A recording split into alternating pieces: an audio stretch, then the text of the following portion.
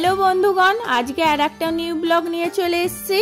আজকে তোমাদের সাথে শেয়ার করব সৃজি 8 মাসে যে পড়ে গেছে তার খাবার তালিকার কি কি পরিমাণগুলো বাড়িয়েছি, আর তার সাথেও সৃজিকে কিভাবে আমি যত্ন নিই সেটাও তোমাদের সাথে শেয়ার করব। সৃজি এখন ঘুম থেকে উঠে গেছে, ও আজকে সকাল 7টায় উঠেছে। ওকে চুলটা বেঁধে দিয়েছি আর তার সাথে দেখো ওর মুখে ক্লিন করে দিচ্ছি। সৃজিকে সকালেই খাওয়াবো দেখো চিড়ে, খেজুর আর কাজু বাদাম। সৃজিকে 6 আর 7 মান্থে আপেল সেদ্ধ খাইয়েছি, আর ওর আপেল সেদ্ধ খেতে খেতে মুখ একবারে খারাপ হয়ে গেছে। এটা সৃজি কেন, যে কোনো মানুষই একই জিনিস বারবার খেলে তো মুখ খারাপ হবেই, তাই না? সেই জন্য ওকে যতটা পারছি ঘুরিয়ে ফিরিয়ে খাবার দেওয়ার চেষ্টা করছি। সেই জন্য সৃজিকে এখন চিড়ে, খেজুর আর কাজু বাদাম ভালো করে ফুটিয়ে নিয়ে ঠান্ডা হওয়ার পর তারপর ছাঁকনিতে ছেঁকে নিয়েছি।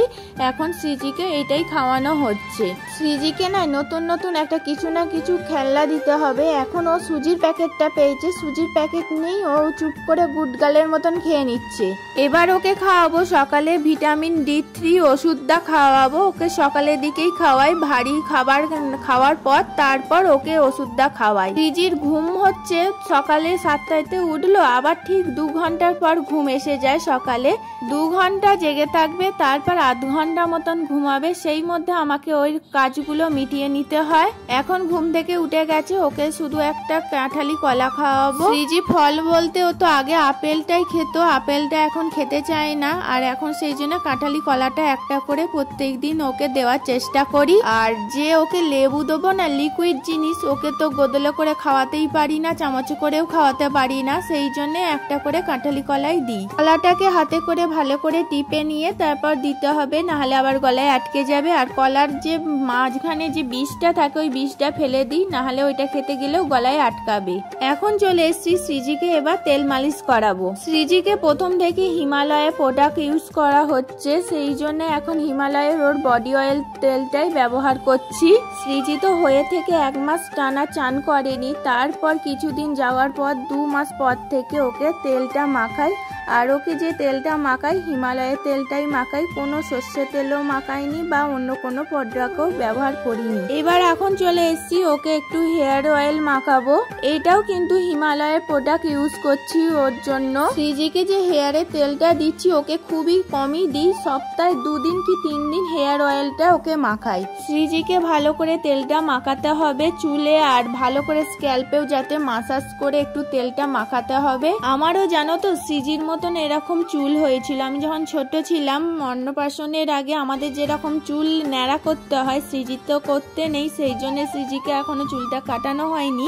আর আমার ন্যাড়া হওয়ার পর অন্নপ্রাশনের পর থেকে চুল খুবই কম হয়ে গেল, কিন্তু অন্নপ্রাশনের আগে কিন্তু আমার ভালোই চুল ছিল। জন্মের পর থেকে আমাদের 3 বোনের থেকে আমার আবার নাকি চুল বেশি ছিল সবাই বলে। আমার ছোটবেলা গল্প শোনাতে গিয়ে এদিকে দেখো সৃজিকে হেয়ারের তেলটা মাখানো হয়ে গেছে।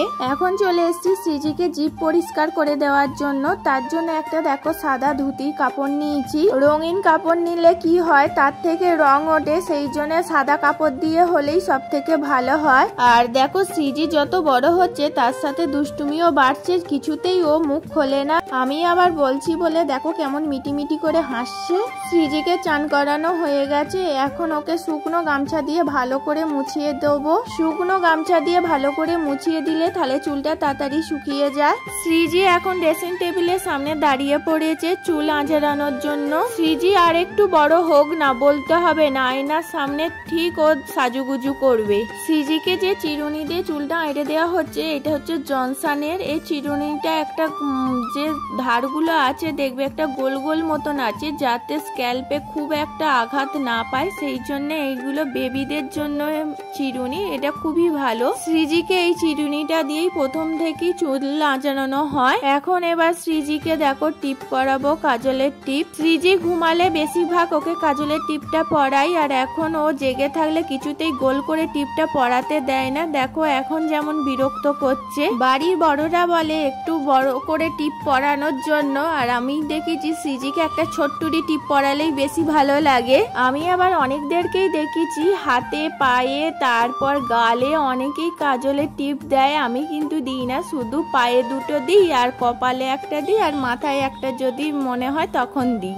দেখে তো বুঝতেই পারছো সৃজিকে কত শান্ত মেয়ে। দেখেছো পাউডারটাই উল্টে দিল, যেই কাজলের টিপ পরানোর পর পাউডারটা দিতে যাচ্ছি। সৃজি এবার খাবে শুধু গরম ভাত, গরম ভাত বলে সেই জন্য ভালো করে কষতে নিয়ে ওর মুখে দিয়ে দেবো। তাড়াতাড়ি যতটা পাচ্ছি করে দিচ্ছি, না হলে আবার ওর ঘুমের টাইম হয়ে গেছে, আবার ঘুমিয়ে পড়বে। সৃজি তো ওদিকে ঘুমিয়ে গেছে, আমি ওর জন্য স্যুপটা বসাতে চলে এসেছি। বাড়িতে যা আনাজ থাকে সেই দিয়েই আমি স্যুপটা তৈরি করার চেষ্টা করি। আজকে যেরকম দিয়েছি দেখো, কাঁচকলা, কড়াই, কুমড়ো, ঝিঙে, আলু আর মসুর ডাল, প্রত্যেক দিন যা সবজি থাকে বাড়িতে সেই দিয়েই তৈরি করার চেষ্টা করি।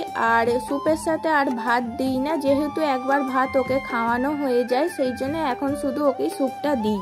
আর সৃজির খাবারের মধ্যে কোনো তেল মশলা তো দিই না, তার সাথে আবার কোনো নুন মিষ্টি কিছুই দিই না।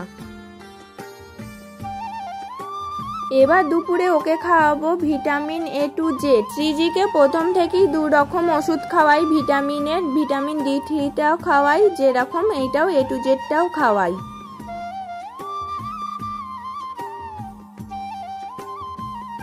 সৃজিকে এখন চুলটা বেঁধে দেবো, না হলে চোখে মুখে লাগবে। সৃজিকে একটাও ঝুঁটিও বেঁধে দিই, আবার দুটোও ঝুঁটি বেঁধে দিই, যেদিন যেটা সুবিধা হয় সেইটার মতন আমি ওকে চুলটা বেঁধে দিই। সৃজিকে যখন চুলটা বেঁধে দেবো ওকে কিছু একটা খেলনা দিতে হবে, ও ওদিকে ব্যস্ত থাকবে, তার সাথে আমাকে ওকে চুলটা বেঁধে দিতে হবে, না হলে ও চুল বাঁধতে দেয় না, প্রচুর ছটফট করে। সেই জন্য হাতের কড়ায় কিছু একটা খেলনা দিতে হবে, আর আমি ওদিকে চুলটা বেঁধে নিচ্ছি।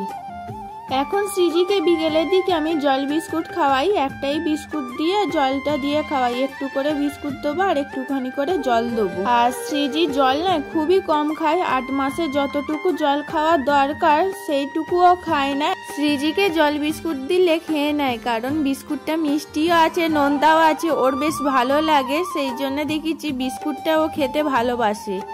সৃজিকে খাওয়াবো এবার সন্ধ্যের দিকে একটু সুজি। আমি সুজি একবারে ভেজে রেখে দিই, একবারে ভেজে রেখে দিলে সুবিধা হয়, একটা ডাব্বার মধ্যে রেখে দেওয়া হয়, আর যখন দরকার হয় একটু একটু করে নিয়ে ওর মতন করে দিয়ে দিই। সৃজিকে 8 মাস থেকেই সুজি খাওয়াচ্ছি। প্রথমে ভেবেছিলাম খাবে না, এতে যেহেতু নুন মিষ্টি কিছুই থাকছে না, এখন দেখলাম না অন্য স্বাদ বলে মনে হয় খেতে চাইছে, প্রথম মনে হয় খেতে চাইছে, আর প্রত্যেক দিনই আর খেলে কি ভালো লাগে, সেই জন্য যতটুকু পারি ঘুরিয়ে ফিরিয়ে খাবার দেওয়ার চেষ্টা করি সৃজিকে। দেখো সুজিটা লাল করে ভেজে নিয়েছি, একটা ডাব্বার মধ্যে রেখে দেবো, ঠান্ডা হলেই তারপর রাখবো।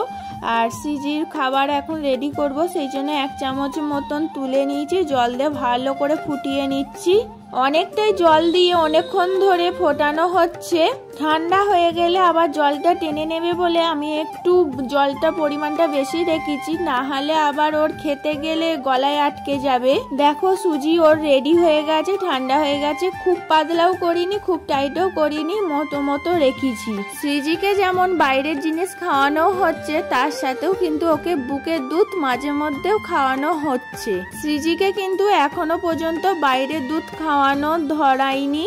এবার সৃজি খাবে রাত্রিরে রুটি, জল দিয়ে রুটি খাবে।